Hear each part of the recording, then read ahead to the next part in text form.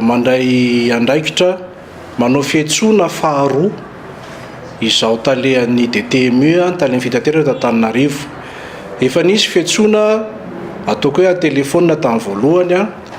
betsaka namaly ny antso tonga taty amiko rehefa nomena fanazavana ary nisy koa nefa ireo tsy tonga. Koa miantso indray zany atsika rehetrarehetra mpitatitra na coopérative na taxi na camionneur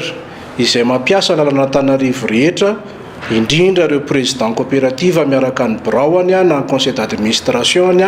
ho avy aty amin'ny lapan'ny tanàna amin'ny latsinainy amin'ny rora tsy diso mba